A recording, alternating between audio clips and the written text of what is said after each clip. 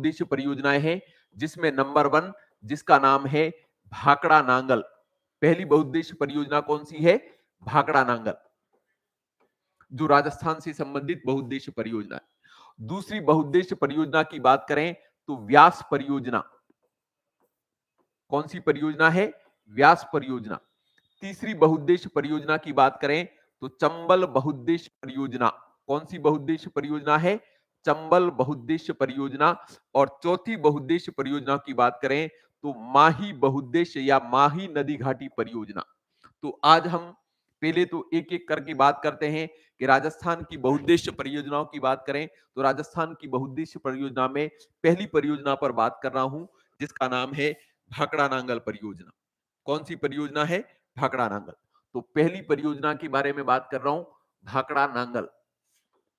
ध्यान रहे, भाखड़ा नांगल परियोजना की बात करें तो भाखड़ा नांगल परियोजना जो है वो भारत की महत्वपूर्ण परियोजना और जिस नदी पर स्थित है उसका नाम है सतलज नदी। नदी का नाम कौन सा? सतलज नदी। ध्यान रहे, भाखड़ा नांगल बहुउद्देश्य परियोजना की बात करें तो यह सतलज नदी पर है और सतलज नदी पर यह राजस्थान, इसके बाद पंजाब, इसके बाद हरियाणा, इसके बाद हिमाचल, राजस्थान, पंजाब, हरियाणा, हिमाचल और दिल्ली की संयुक्त परियोजना है। कितनी राज्यों की?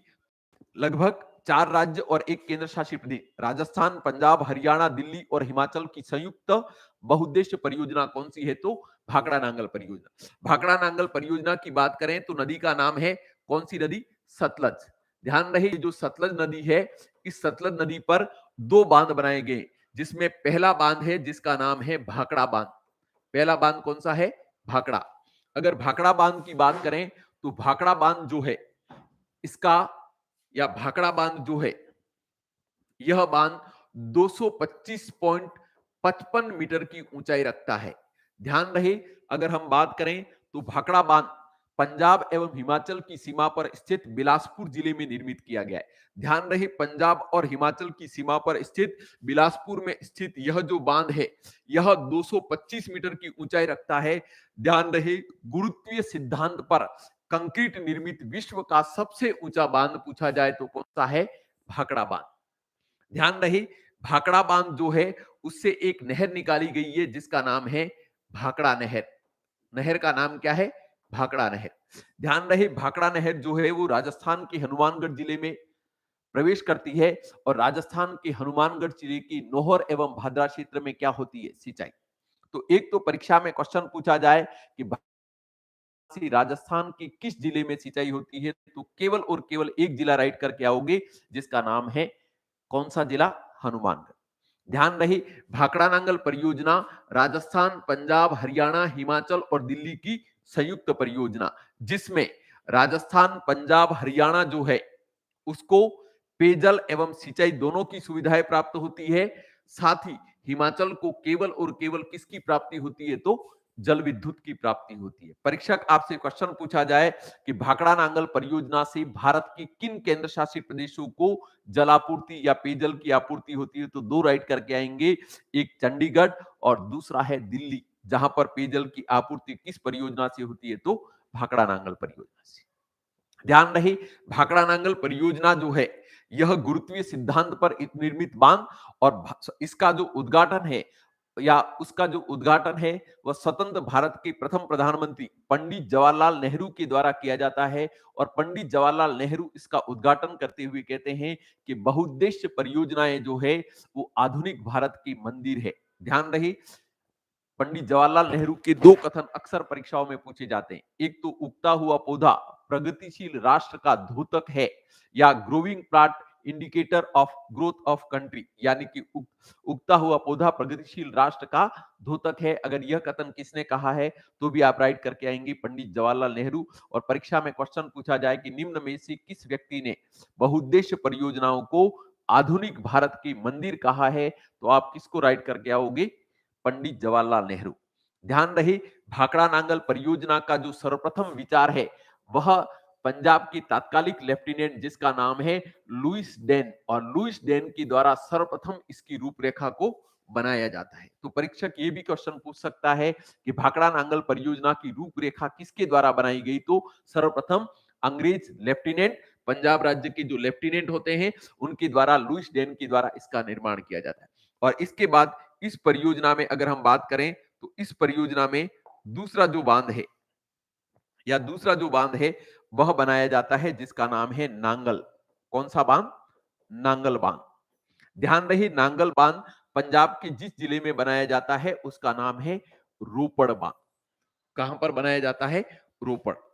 तो एक तो परीक्षा में क्वेश्चन पूछा जाए कि भाखड़ा नांगल परियोजना, तो वापस रिपीट कर रहा हूं कि भाखड़ा नांगल परियोजना राजस्थान, पंजाब, हरियाणा, हिमाचल और दिल्ली की संयुक्त परियोजना। ध्यान रहे, इस परियोजना में सतलज नदी पर 2 बांध बनाए गए हैं। नंबर 1 भाखड़ा बांध, पंजाब एवं हिमाचल की सीमा पर हिमाचल प्रदेश के बिलासपुर जिले में 225.55 मीटर ऊंचाई का यह गुरुत्वीय सिद्धांत पर निर्मित विश्व का सबसे ऊंचा कंक्रीट निर्मित बांध है। फिर परीक्षक आपसे क्वेश्चन पूछे कि भाखड़ा बांध की रूपरेखा सर्वप्रथम किसने रखी, या भाखड़ा बांध के निर्माण का विचार किसका है, तो लुइस डेन, जो पंजाब राज्य की तत्कालिक लेफ्टिनेंट होते हैं, जो क्या करते हैं, इसकी रूपरेखा का रखते हैं। और इसके बाद भाखड़ा बांध जो है उससे जो नहर निकाली जाती है जिसका नाम है भाखड़ा नहर। ध्यान रहे, राजस्थान के उत्तरी है 6 जिले, जिसमें बीकानेर संभाग के 4 जिले, बीकानेर, इसके बाद चूरू, गंगानगर और हनुमानगढ़, और इसके साथ शेखावटी के 2 जिले झुंझुनू और सीकर। इन 6 जिलों में विद्युत की आपूर्ति भी, या जल विद्युत की आपूर्ति भी किस परियोजना से होती है, तो आप राइट करके आएंगे भाखड़ा नांगल परियोजना से। ध्यान रहे, भाखड़ा नांगल परियोजना का दूसरा बांध जो निर्मित किया गया है जिसका नाम है नांगल बांध।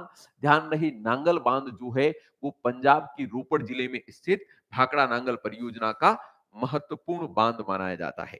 ध्यान रहे, भाखड़ा नांगल परियोजना में एक तो भाखड़ा नहर और दूसरी नहर बनाई जाती है जिसका नाम है बिस्त दोआब नहर। कौन सी नहर बनाई जाती है? बिस्त दोआब नहर। तो बहुउद्देश्य परियोजनाओं में राजस्थान से संबंधित हमने पहली परियोजना की बात की और जिसका नाम है भाखड़ा नांगल परियोजना। आइए हम बात करते हैं दूसरी परियोजना पर। तो भाखड़ा नांगल परियोजना के पश्चात दूसरी महत्वपूर्ण परियोजना है जिसका नाम है व्यास परियोजना। कौन सी परियोजना है? व्यास। ध्यान रहे, व्यास परियोजना राजस्थान, पंजाब और हरियाणा की संयुक्त परियोजना। कितने राज्यों की संयुक्त परियोजना है? Rajasthan plus Punjab plus Haryana. राज्य हो गए 3। ध्यान रहे, इस परियोजना में कौन सी नदी का नाम है व्यास, और व्यास नदी पर 2 बांध बनाए जाते हैं।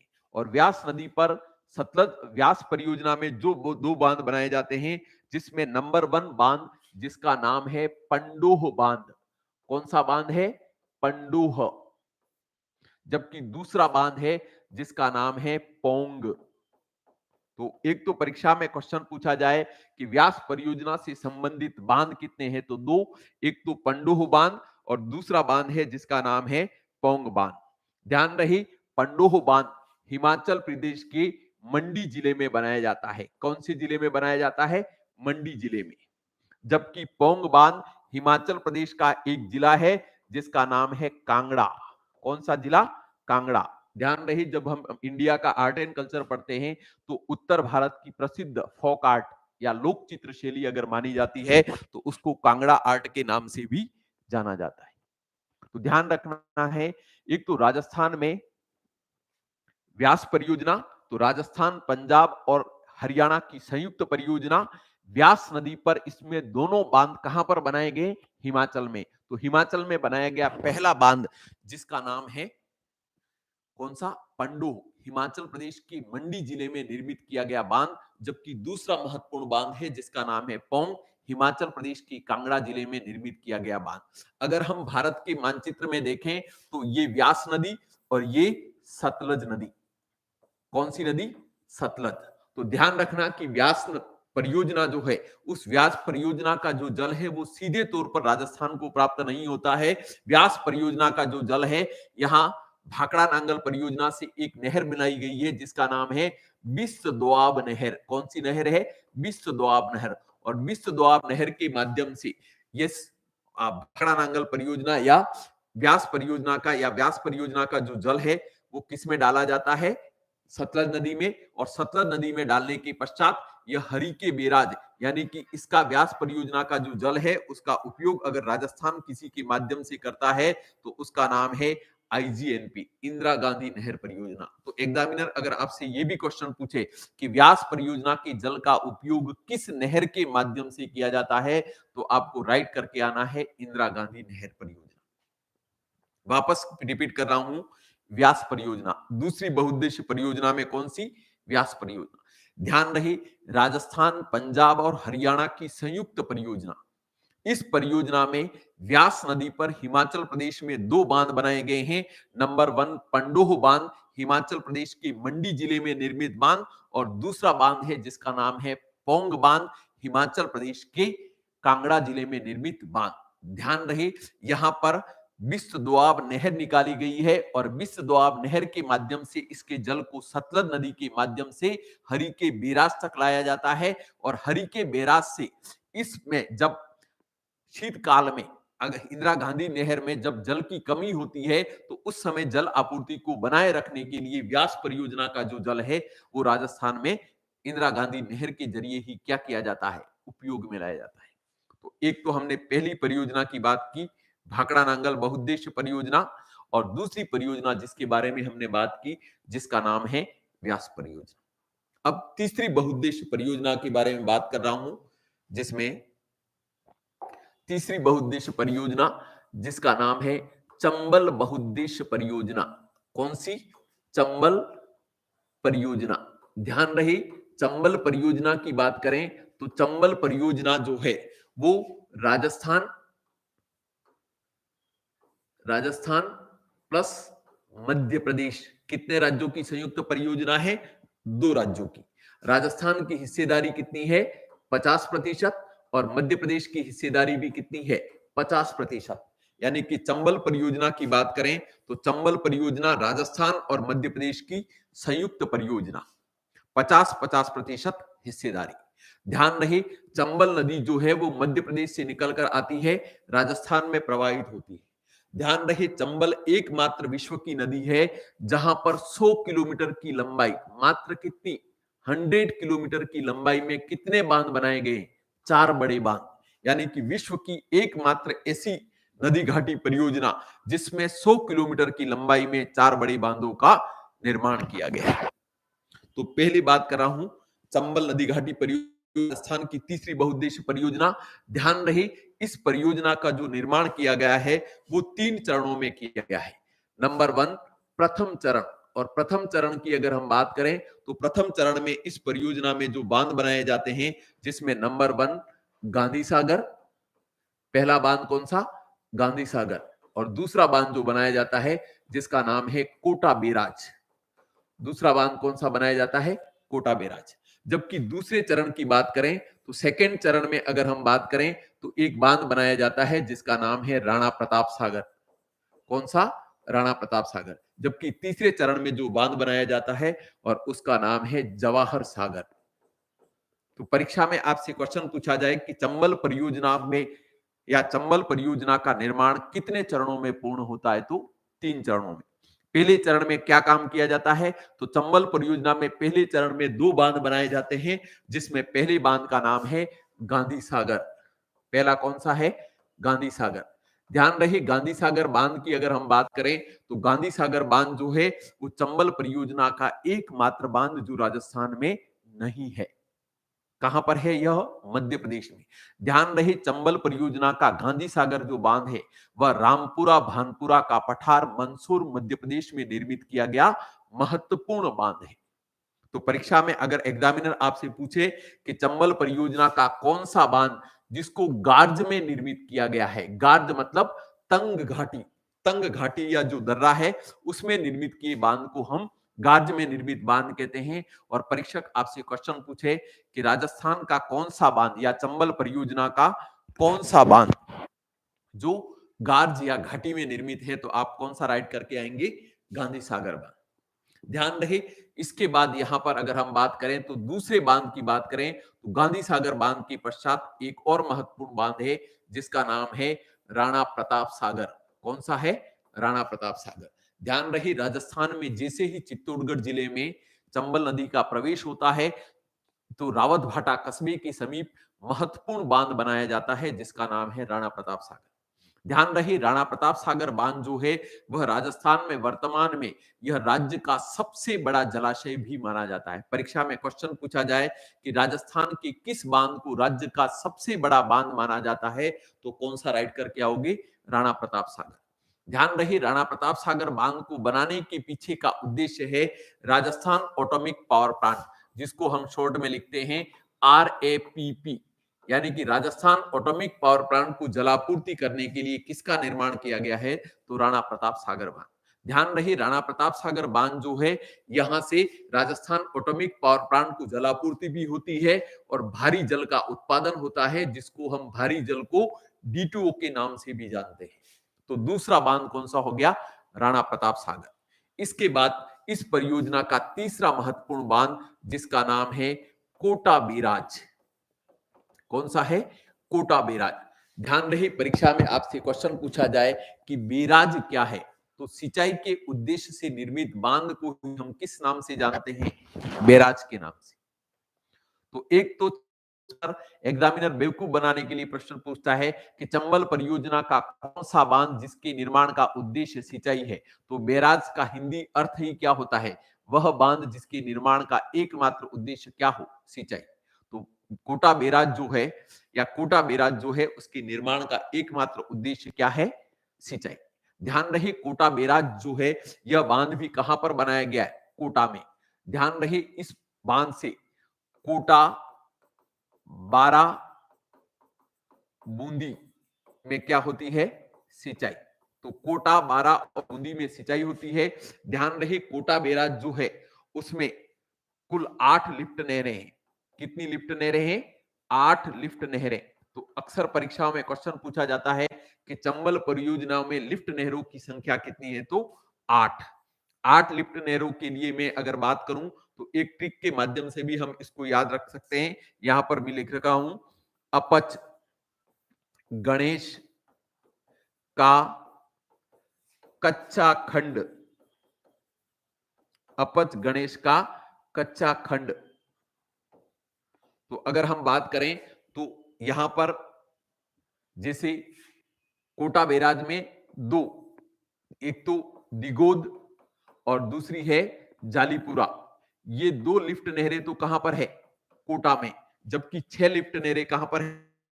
इसमें पहली लिफ्ट नहर जिसका नाम है अंता लिफ्ट नहर, दूसरी लिफ्ट नहर जिसका नाम है पंचेत लिफ्ट नहर, तीसरी लिफ्ट नहर जिसका नाम है चक्षनाबाद लिफ्ट नहर, चौथी लिफ्ट नहर जिसका नाम है गणेशगंज लिफ्ट नहर, पांचवी लिफ्ट नहर जिसका नाम है कछोर और छठी लिफ्ट नहर जिसका नाम है सोरखंड। कौन सी है? सोरखंड। और इसके बाद यहां पर लास्ट जो बांध है उसका नाम है जवाहर सागर। ध्यान रहे, यह भी किस जिले में निर्मित किया गया है? तो कोटा जिले। वापस रिपीट कर रहा हूं, एक बार वापस सुन ले। एक तो चंबल बहुउद्देश्य परियोजना, मध्य भारत की महत्वपूर्ण नदी चंबल, जिस पर राजस्थान एवं मध्य प्रदेश की संयुक्त परियोजना। कितने राज्यों की संयुक्त परियोजना है? तो राजस्थान और मध्य प्रदेश की संयुक्त परियोजना। ध्यान रहे, राजस्थान और मध्य प्रदेश की संयुक्त परियोजना जिसमें 50% हिस्सेदारी राजस्थान की, तो 50% हिस्सेदारी किसकी है? मध्य प्रदेश की। ध्यान रहे, इस परियोजना की अगर हम बात करें तो इस परियोजना में कुल 4 बांध बनाए गए हैं। कितने चरणों में बनाए गए? तो 3 चरणों में। प्रथम चरण में 2 बांध बनाए जाते हैं, जिसमें पहला बांध जिसका नाम है गांधी सागर बांध और दूसरा बांध जिसका नाम है कोटा बैराज। जबकि दूसरे चरण में जो बांध निर्मित किया जाता है उसका नाम है राणा प्रताप सागर। जबकि तीसरे चरण में अंतिम बांध बनाया जाता है जिसका नाम है जवाहर सागर।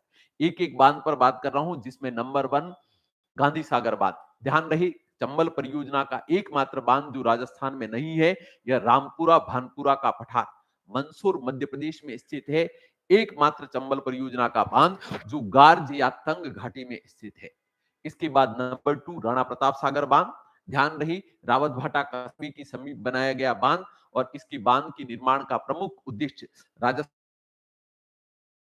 करना है।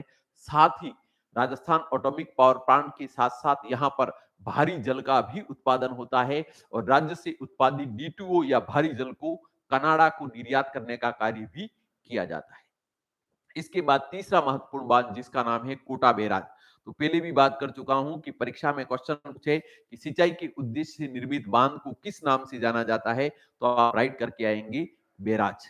ध्यान रहे कोटा बैराज जो है उससे कोटा, बारा एवं बूंदी में सिंचाई होती है, जिसमें कुल 8 लिफ्ट नहरें हैं, जिसमें 2 लिफ्ट नहरें एक जालीपुरा और दिगोद कहां पर है, कोटा। इसके बाद 6 लिफ्ट नहरें कहां पर हैं, 12। तो 12 में 6 लिफ्ट नहरों के लिए मैंने शॉर्ट टिक लिखी है अपच। तो अपच का मतलब होता है अ फॉर अंता लिफ्ट नहर। इसके बाद पंचेत लिफ्ट नहर, इसके बाद चक्षनाबाद लिफ्ट नहर, इसके बाद गणेशगंज लिफ्ट नहर, इसके बाद कछोर लिफ्ट नहर और अंतिम छठी लिफ्ट नहर कौन सी है, सोरखंड लिफ्ट नहर। तो एक तो 6 लिफ्ट नहरें हैं और अंतिम बांध जिसका नाम है जवाहर सागर। ध्यान रहे चंबल जो चंबल जो परियोजना है उसमें 386 मेगावाट जल विद्युत का उत्पादन होता है। उसमें से 193 मेगावाट जल विद्युत किसको आवंटित है, तो राजस्थान को। ये भी इलेक्ट्रिसिटी का या जल विद्युत से संबंधित क्वेश्चन भी परीक्षा में क्वेश्चन पूछा जाता है कि चंबल परियोजना में कुल कितनी जल विद्युत का उत्पादन होता है, तो 386 मेगावाट और 386 मेगावाट में से 193 मेगावाट राजस्थान को आवंटित है। तो 193 मेगावाट ही किसको आवंटित है, मध्य प्रदेश को। तो तीसरी बहुउद्देश्य परियोजना के बारे में बात कर ली। हम आगे अब बात करते हैं चौथी बहुउद्देश्य परियोजना जिसका नाम है माही बहुउद्देश्य परियोजना। कौन सी है, माही नदी घाटी परियोजना। ध्यान रहे माही नदी घाटी परियोजना की अगर हम बात करें तो यह माही नदी पर निर्मित किया गया बांध है। ध्यान रहे यह इस परियोजना में 55% हिस्सेदारी गुजरात की है, तो 45% हिस्सेदारी किसकी है, राजस्थान। तो एक तो परीक्षा में क्वेश्चन पूछा जाए कि माही परियोजना निम्न में से किस राज्यों की संयुक्त परियोजना है, तो 2 राज्य के नाम याद रखने, एक तो गुजरात 50% हिस्सेदारी और राजस्थान की कितनी हिस्सेदारी है, तो 45% हिस्सेदारी जो है वह किसकी है, राजस्थान की। ध्यान रहे इस माही परियोजना की बात करें तो माही परियोजना में 2 बांध बनाए गए हैं। एक तो पहला बांध जिसका नाम है माही बांध और दूसरा बांध जिसका नाम है कडाना बांध। दूसरा बांध जिसका नाम क्या है, कडाना।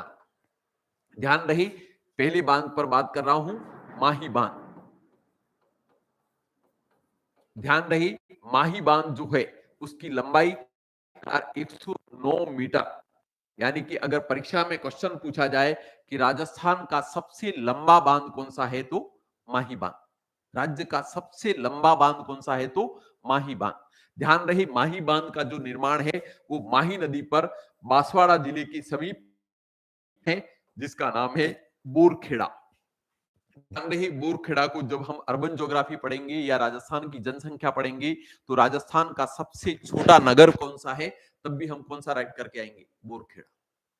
ध्यान रहे बोरखेड़ा नामक स्थान पर यहां पर बनाया गया बांध यह राज्य का वर्तमान में सबसे लंबा बांध है। ध्यान रहे इस बांध के निर्माण में गांधी जी के 5वें पुत्र कहे जाने वाले सेठ जमनालाल बजाज के द्वारा इसमें वित्तीय सहयोग प्रदान किया गया। इस कारण इसे माही बजाज सागर परियोजना के नाम से भी जाना जाता है, क्योंकि जमनालाल बजाज जो है वो महात्मा गांधी के न्यास्ता सिद्धांत से बहुत अधिक प्रभावित होते हैं और ट्रस्टीशिप थ्योरी या न्यास्ता सिद्धांत जो महात्मा गांधी की एक इकोनॉमिक थ्योरी है और इसी इकोनॉमिक थ्योरी से प्रभावित होकर वह अपनी जितनी भी धनराशि होती है वह राष्ट्र के विकास में समर्पित करते हैं और इसी के तहत राजस्थान के माही बजाज सागर परियोजना में वित्तीय सहयोग प्रदान करने वाले अगर कोई व्यक्ति है तो उनका नाम है सेठ जमनालाल बजाज और इसी कारण सेठ जमनालाल बजाज को गांधी जी का 5वां पुत्र भी कहा जाता है। तो माही बजाज सागर परियोजना में वित्तीय सहयोग किसने दिया है, तो सेठ जमनालाल बजाज। ध्यान रहे इस माही परियोजना से बांसवाड़ा, प्रतापगढ़ और डूंगरपुर में भीखाभाई सागवाड़ा नहर से सिंचाई होती है। तो एक तो आपसे परीक्षा में क्वेश्चन पूछा जाए कि राजस्थान की कौन सी परियोजना जिसमें जनजातियों को सर्वाधिक लाभ होता है, तो जनजातियों को सर्वाधिक लाभ अगर किसी परियोजना से होता है तो वो नाम क्या राइट करके आओगे, माही परियोजना। लेकिन आगे हम बात करें, अगर आपसे परीक्षा में पूछा जाए कि राजस्थान की कौन सी परियोजना जो जनजातियों को समर्पित परियोजना मानी जाती है, तो वहां पर हम उत्तर राइट करके आएंगे जाखम परियोजना। क्यों? क्योंकि जाखम परियोजना के निर्माण में 100% वित्तीय सहयोग ट्राइबल एरिया डेवलपमेंट अथॉरिटी से होने के कारण इसे पूर्णतः आदिवासियों को समर्पित योजना के नाम से जाना जाता है। तो एक तो माही बजाज सागर परियोजना में पहला बांध कौन सा, माही बांध। ध्यान रहे माही बांध से दाई और बाई नहर निकाली गई है और उससे 140 मेगावाट जल विद्युत उत्पादन होती है। कितनी? 140 मेगावाट। तो यहां पर एक चीज यहां से नोट करके जाना कि परीक्षक आपसे क्वेश्चन पूछे कि राजस्थान की कौन सी जल विद्युत परियोजना जिसमें अन्य राज्य की हिस्सेदारी नहीं है, तो माही जल विद्युत परियोजना जो है उसमें गुजरात की कोई हिस्सेदारी नहीं है। जितनी भी 140 मेगावाट जल विद्युत का उत्पादन होता है वह किसको आवंटित है, तो राजस्थान को। हाँ, ये सही है कि राजस्थान और गुजरात की संयुक्त परियोजना है। 55% धनराशि गुजरात की लगी हुई है, 45% धनराशि किसकी है, राजस्थान की। लेकिन जल विद्युत जितनी भी उत्पादित होती है वह संपूर्ण किसको आवंटित है, राजस्थान को। इसलिए परीक्षा में कभी कभार हम कंफ्यूज हो जाते हैं कि एग्जामिनर पूछता है कि निम्न में से कौन सी जल विद्युत परियोजना जिसमें अन्य राज्य की सहभागिता नहीं है, तो हम हिचकिचाते हैं उत्तर देने से कि कहीं माही परियोजना, क्योंकि हम पढ़ चुके हैं कि ये गुजरात एवं राजस्थान की संयुक्त परियोजना है। लेकिन यहाँ पर मैं क्लियर कर रहा हूं कि यहाँ पर 140 मेगावाट जो जल विद्युत उत्पादित होती है उसमें 1 मेगावाट या कुछ भी हिस्सेदारी गुजरात की नहीं है, संपूर्ण किसकी है, तो राजस्थान की। और इसके बाद यहाँ पर दूसरा बांध माही परियोजना का बनाया गया है जिसका नाम है कडाणा। ध्यान रहे कडाणा बांध पूर्व में गुजरात के किस जिले में पड़ता था, पंचमहल में। कौन सी जिले में, पंचमहल में। लेकिन वर्तमान में एक और जिला बन गया है जिसका नाम है महिसागर। और इसलिए परीक्षा में अगर एग्जामिनर क्वेश्चन पूछे कि कडाणा बांध किस नदी पर है, तो माही नदी पर। और कहां पर बनाया गया है, तो गुजरात के महिसागर जिले में निर्मित किया गया माही बजाज सागर परियोजना का दूसरा महत्वपूर्ण बांध। वापस रिपीट कर रहा हूं, माही बजाज सागर परियोजना। माही बजाज सागर परियोजना राजस्थान एवं गुजरात की संयुक्त परियोजना, 55% गुजरात और 45% सहभागिता राजस्थान। ध्यान रहे माही नदी पर इस परियोजना में 2 बांध बनाए गए हैं जिसमें वित्तीय सहयोग किसके द्वारा, सेठ जमनालाल बजाज, जो गांधी जी का 5वां पुत्र कहा जाता है। गांधी जी के न्यासा सिद्धांत से प्रभावित होने के कारण इन्होंने आर्थिक सहयोग इस परियोजना में दिया था और इस कारण इस परियोजना को माही बजाज सागर परियोजना के नाम से भी जाना जाता है। माही बजाज सागर परियोजना का पहला बांध माही बांध। तो परीक्षक आपसे क्वेश्चन पूछे कि जो माही बांध है पर है, तो बांसवाड़ा जिले में बोरखेड़ा नामक स्थान पर बनाया गया यह राज्य का सबसे लंबा बांध, यानी कि 3109 मीटर लंबा अगर राज्य का कोई बांध है तो कौन सा बांध है, माही बांध। ध्यान रहे माही बांध से दाई एवं बाई नहर निकाली गई है और दाई और बाई नहर से लगभग 140 मेगावाट जल विद्युत का उत्पादन होता है, जो संपूर्ण जल विद्युत किसको आवंटित है, तो राजस्थान को आवंटित है। इसके बाद दूसरा बांध जिसका नाम है कडाणा बांध। ध्यान रहे कडाणा जो बांध है वो गुजरात में है और गुजरात के किस जिले में है, तो महिसागर जिले। ध्यान रहे माही बजाज सागर परियोजना से सर्वाधिक लाभ किसको होता है, तो जनजातियों को सर्वाधिक लाभ किस परियोजना से होता है, माही परियोजना से। तो पहली बहुउद्देश्य परियोजना हमने भाखड़ा नांगल पर बात की, दूसरी हमने व्यास परियोजना की बात की। इसके बाद तीसरी बहुउद्देश्य परियोजना जिसमें चंबल परियोजना और अंतिम बहुउद्देश्य परियोजना जिसमें माही बजाज सागर परियोजना। तो एक तो एग्जामिनर आपसे क्वेश्चन पूछे कि राजस्थान से संबंधित वर्तमान बहुउद्देश्य योजनाओं की संख्या कितनी है, 4, जिसमें पहली भाखड़ा नांगल परियोजना सतलज नदी पर, दूसरी व्यास परियोजना व्यास नदी पर, तीसरी चंबल परियोजना चंबल नदी पर और चौथी माही परियोजना माही नदी पर। हम बात करते हैं वृहद परियोजना पर। तो एक तो परीक्षक आपसे क्वेश्चन पूछे कि सिंचाई परियोजनाएं पहले तो हमने किसकी बात की, बहुउद्देश्य परियोजनाओं की। अब हम बात कर रहे हैं सिंचाई परियोजनाओं की। किसकी बात कर रहे हैं, सिंचाई परियोजना।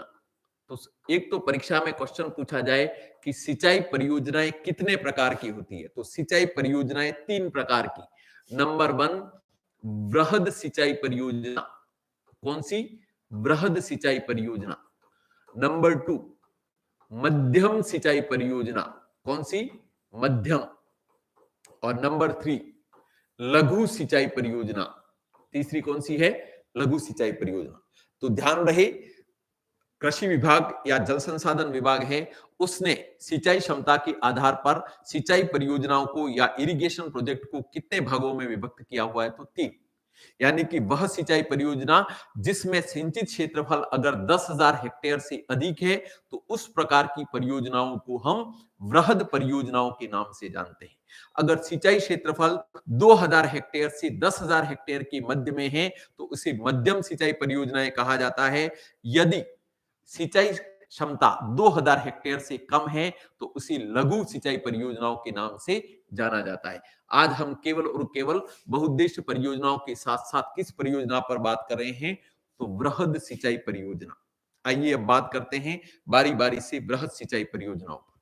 बृहद सिंचाई परियोजनाओं में एक बार शुरुआत करते हैं, जिसमें राजस्थान में बृहद सिंचाई परियोजना में नंबर 1 जिसका नाम है IGNP, इंदिरा गांधी नहर परियोजना। बहुत अच्छे क्वेश्चन इंदिरा गांधी नहर परियोजना से पूछे जाते हैं।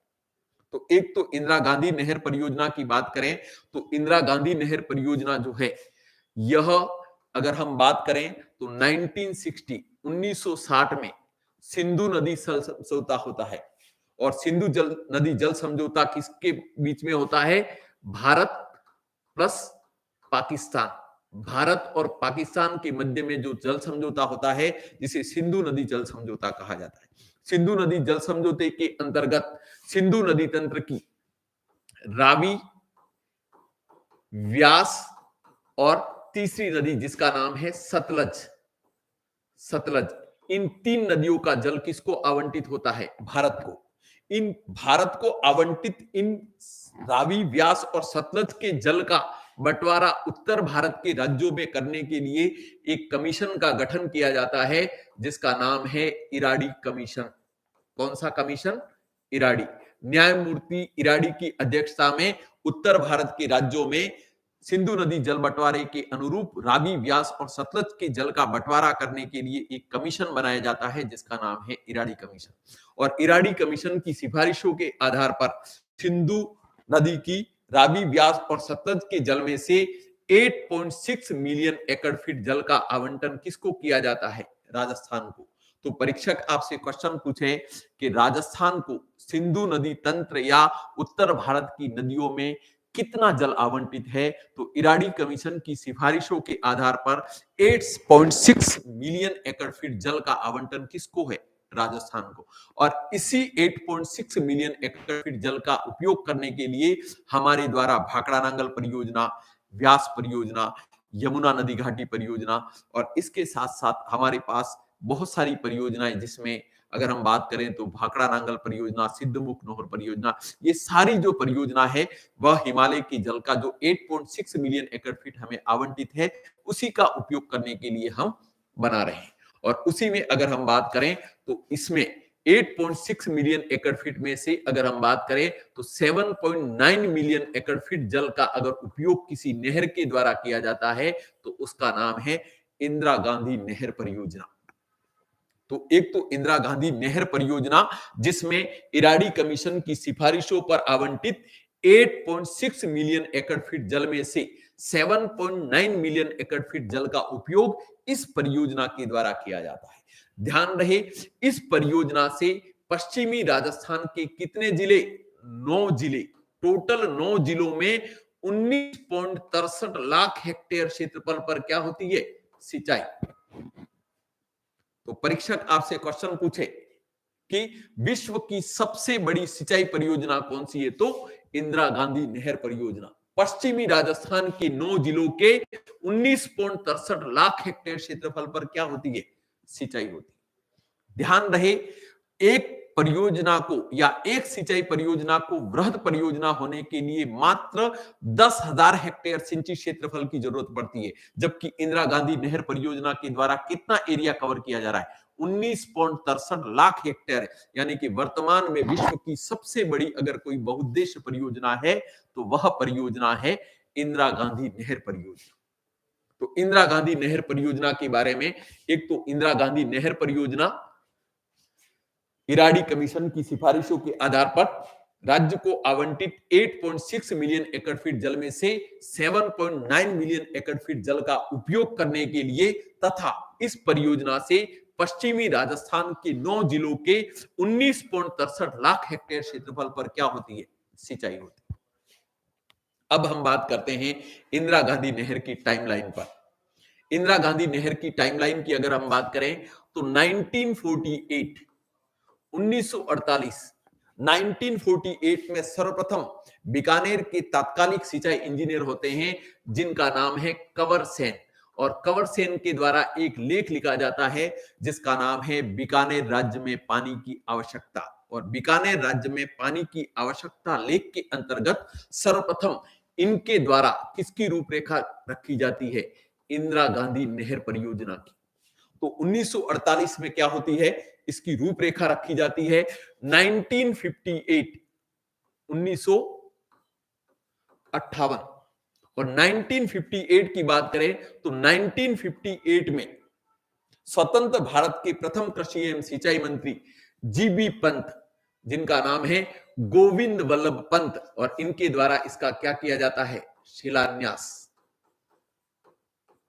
तो शिलान्यास किसके द्वारा? गोविंद वल्लभ पंत के द्वारा। इसके बाद आगे की टाइमलाइन देखें तो 1961 तात्कालिक भारत के उपराष्ट्रपति सर्वपल्ली राधाकृष्णन के द्वारा इस पर क्या किया जाता है? जल प्रवाह। राधाकृष्णन के द्वारा जल प्रवाह किया जाता है। इसके बाद 1984 इंदिरा गांधी की मृत्यु के पश्चात राजस्थान नहर से इसका नाम बदलकर क्या कर दिया जाता है? इंदिरा गांधी नहर परियोजना। ध्यान रहे 2005 इंदिरा गांधी नहरी सिंचित क्षेत्र में विश्व की पहली प्रादेशिक वन सेना का गठन किया जाता है। किसका गठन किया जाता है? Regional forest army. तो एक तो आपको टाइम स्केल याद रखनी है। 1948 बीकानेर राज्य के तात्कालिक सिंचाई इंजीनियर कंवर सेन के द्वारा बीकानेर राज्य में पानी की आवश्यकता लेख के अंतर्गत इसकी रूपरेखा रखी जाती है। ठीक 10 वर्ष बाद 1958 में गोविंद वल्लभ पंत के द्वारा शिलान्यास होता है। 1961 में ठीक 3 साल बाद सर्वपल्ली राधाकृष्णन के द्वारा जल प्रवाह किया जाता है।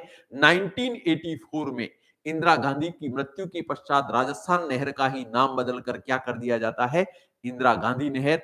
और इंदिरा गांधी नहर जो है उसमें वृक्षारोपण को बढ़ावा देने के लिए सन 2005 में विश्व प्रादेशिक वन सेना का गठन कर दिया जाता है। तो इंदिरा गांधी नहर कितना जल है और उसके बाद उसके टाइम स्केल पर बात की। अब इंदिरा गांधी नहर से संबंधित हम अन्य तथ्यों पर बात कर रहे हैं। आइए देखते हैं। एक तो इंदिरा गांधी नहर परियोजना है, इसकी कुल लंबाई है 649 किलोमीटर। कितनी है? 649 किलोमीटर। 649 किलोमीटर में से 204 किलोमीटर क्या है? फीडर नहर। कौन सी है? फीडर नहर।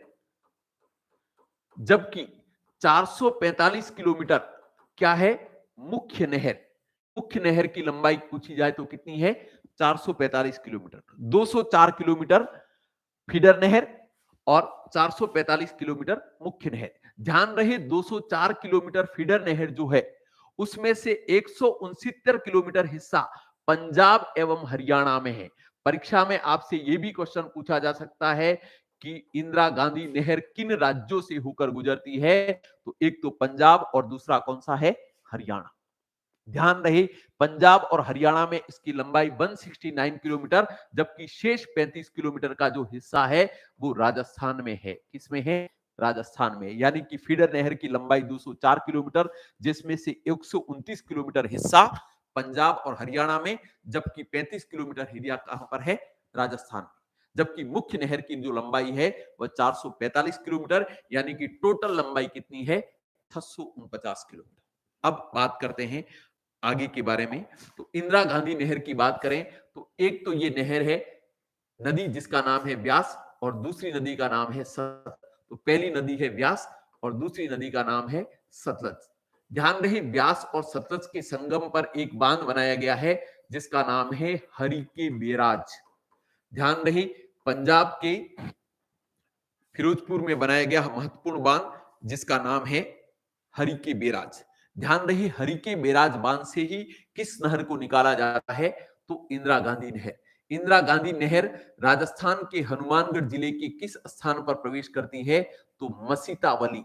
कौन सी, मसीतावली हेड। और मसीतावली हेड में प्रवेश करने के बाद हनुमानगढ़, गंगानगर, गंगानगर से बीकानेर और बीकानेर से जैसलमेर। ध्यान रहे इंदिरा गांधी नहर परियोजना की अगर हम बात करें तो इंदिरा गांधी नहर परियोजना या मसीतावली हेड से प्रारंभ होकर यहां पर देखें तो मोहनगढ़ जैसलमेर तक है। कहां तक है, मोहनगढ़ जैसलमेर। ध्यान रहे मोहनगढ़ जैसलमेर तक इसकी लंबाई 445 किलोमीटर, जबकि फीडर नहर की लंबाई कितनी है, 204 किलोमीटर। तो इंदिरा गांधी नहर की लंबाई 649 किलोमीटर, जिसमें फीडर नहर 204 किलोमीटर, जबकि मुख्य नहर की लंबाई 445 किलोमीटर।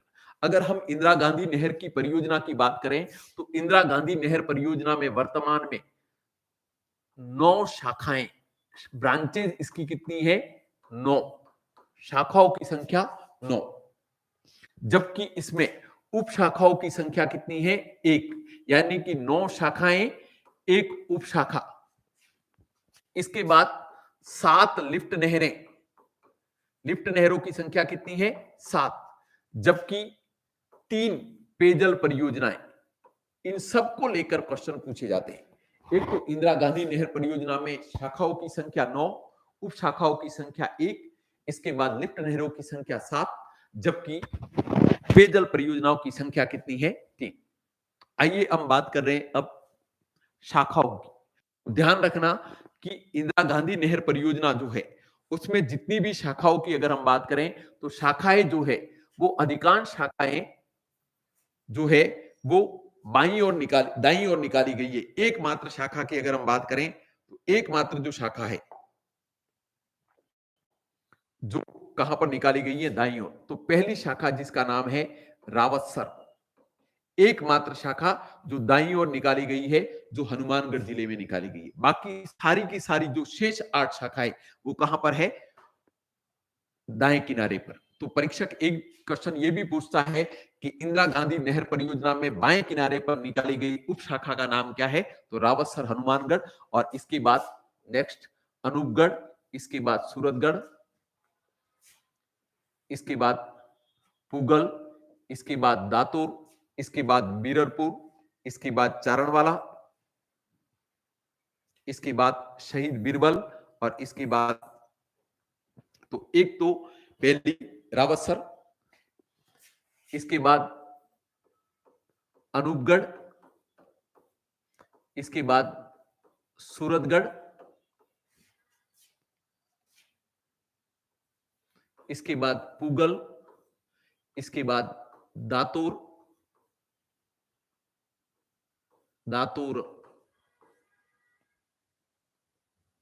इसके बाद बीरलपुर,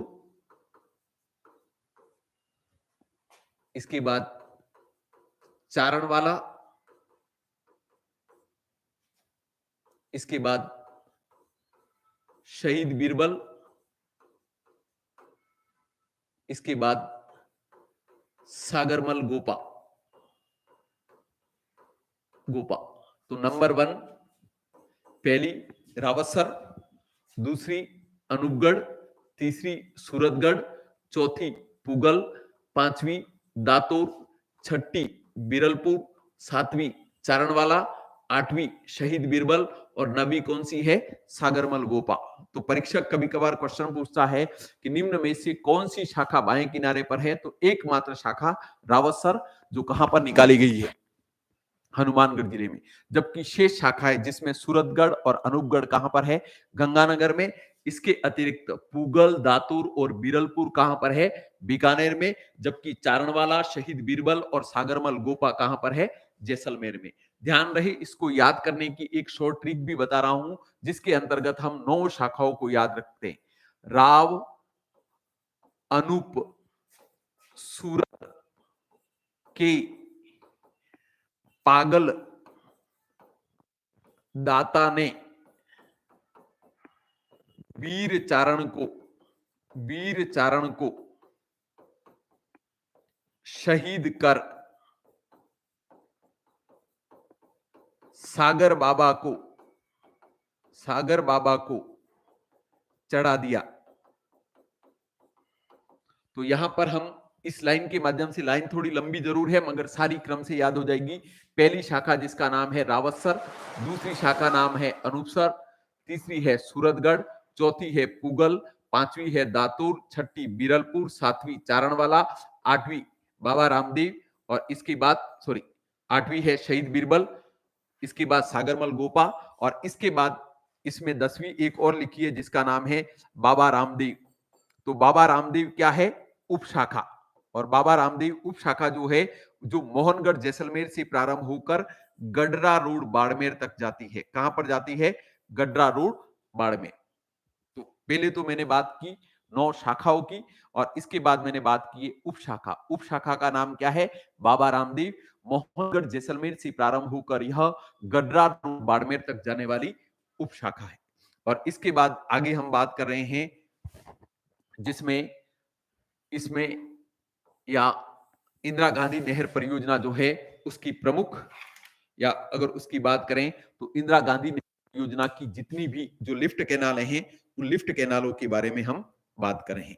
तो लिफ्ट कैनालों की बात करें तो लिफ्ट कैनालों की जो संख्या है, वो टोटल संख्याओं की अगर हम बात करें तो 7 लिफ्ट नहरें, और जितनी जितनी लिफ्ट नहरें हैं वो सारी की सारी लिफ्ट नहरों की अगर हम बात करें तो सारी लिफ्ट नहरें जो है वो कहां पर निकाली गई है? तो बाएं किनारे पर। तो बाएं किनारे लिफ्ट नहरों की बात करते हैं। 1, 2, 3, 4, 5, 6 और 7 लिफ्ट नहरें हैं, जिसमें नंबर 1 चौधरी कुंभाराम लिफ्ट नहर। चौधरी कुंभाराम, पहली लिफ्ट नहर का नाम है चौधरी कुंभाराम लिफ्ट नहर। इसके बाद है कंवरसेन लिफ्ट नहर, दूसरी लिफ्ट नहर है कंवरसेन। इसके बाद है पन्नालाल बारूपाल, पन्नालाल बारूपाल। इसके बाद है वीर तेजाजी, लिफ्ट नहर का नाम है वीर तेजाजी। इसके बाद है डॉक्टर करणी सिंह। इसके बाद जांबेश्वर और इसके बाद लास्ट लिफ्ट नहर जिसका नाम है जय नारायण व्यास। तो एक तो लिफ्ट नहरों की संख्या कितनी है? 7। परीक्षा में क्वेश्चन पूछा जाए तो 7 लिफ्ट नहरें, जिसमें नंबर 1 है चौधरी कुंभाराम लिफ्ट नहर। अगर चौधरी कुंभाराम लिफ्ट नहर की बात करें तो चौधरी कुंभाराम लिफ्ट नहर, जिसका पुराना नाम अगर हम बात करें तो इसका नाम है नौहर साहवा। नौहर और साहवा लिफ्ट नहर का ही नया नाम क्या है? चौधरी कुंभाराम लिफ्ट नहर। ध्यान रही, हनुमानगढ़ जिले से निकाली गई लिफ्ट नहर, जो शेखावटी क्षेत्र तक पेयजल की आपूर्ति करने वाली लिफ्ट नहर का नाम पूछे तो कौन सी है?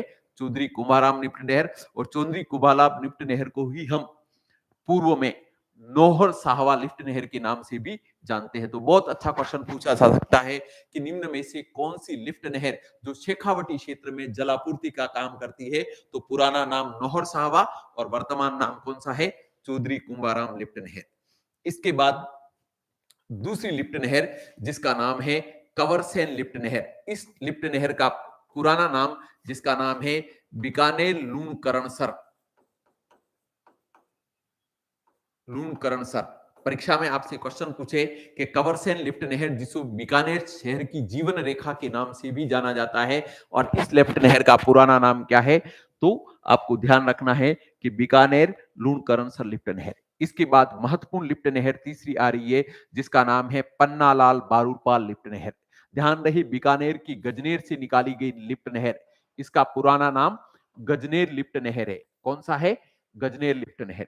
ध्यान रहे, यह बीकानेर की गजनेर क्षेत्र से निकाली जाती है।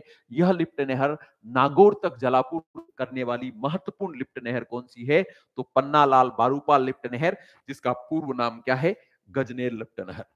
इस नेक्स्ट लिफ्ट नहर है, जिसका नाम है वीर तेजाजी लिफ्ट नहर।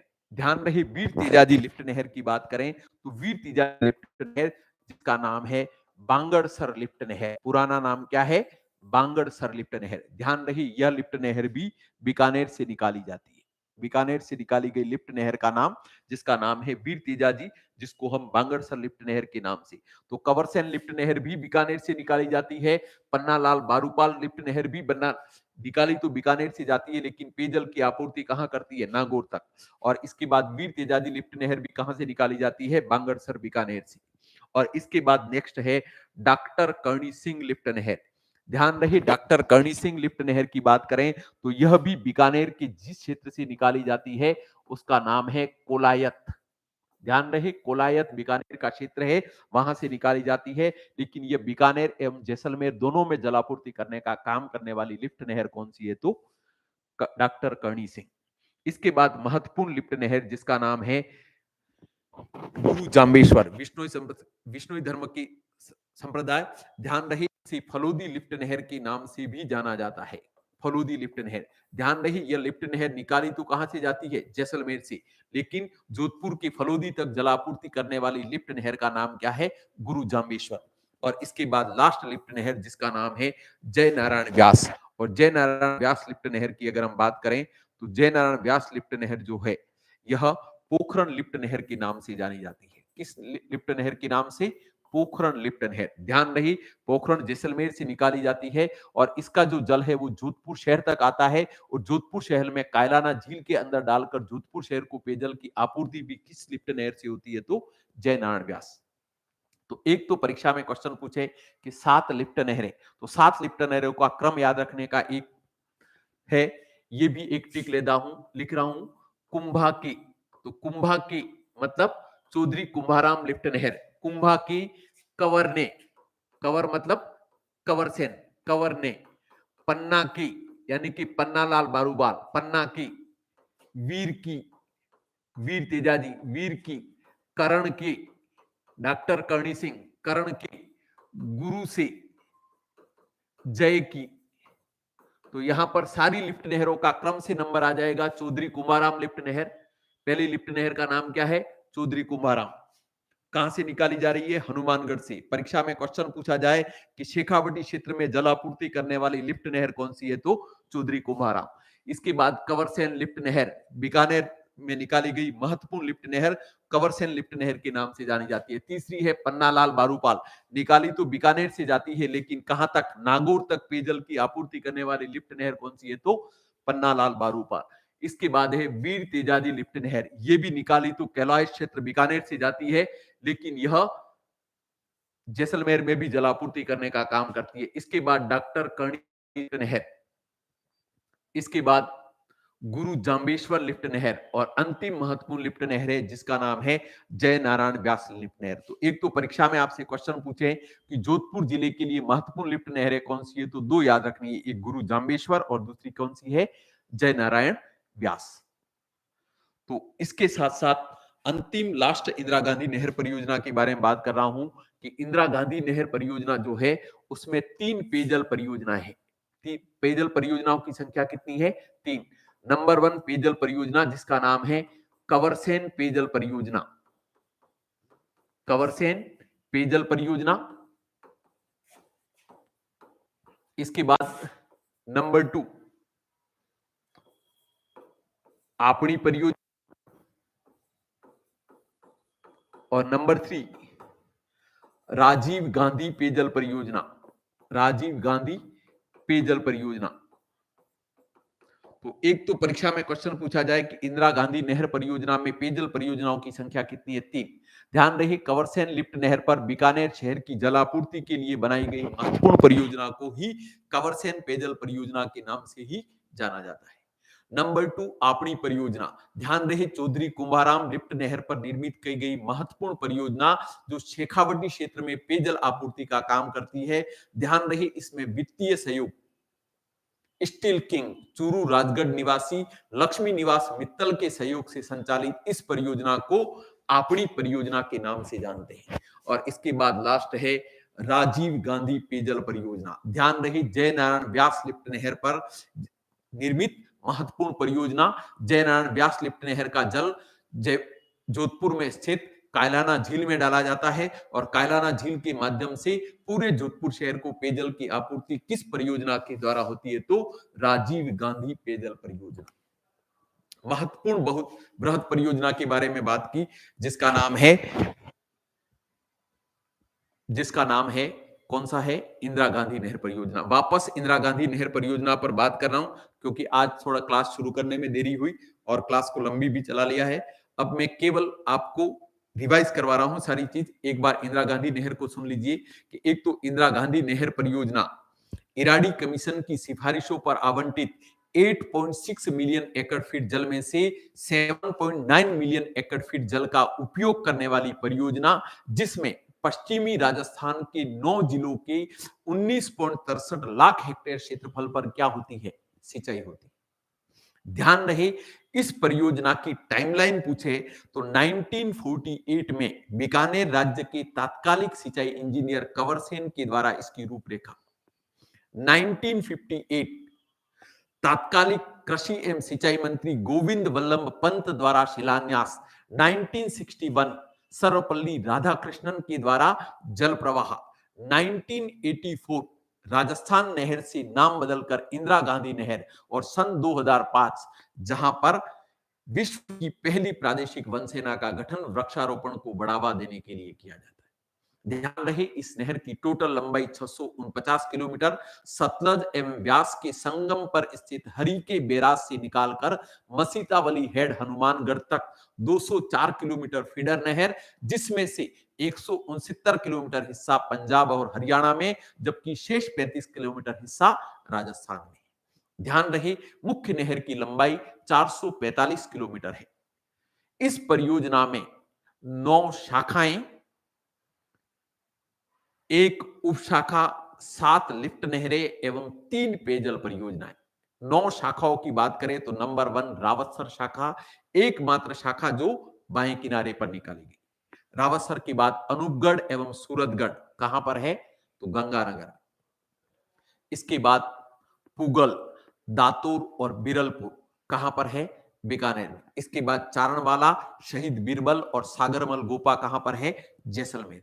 और इसके बाद एकमात्र उपशाखा जिसका नाम है बाबा रामदेव उपशाखा, यह मोहनगढ़ जैसलमेर से प्रारंभ होकर गड्रा रोड बाड़मेर तक जाती है।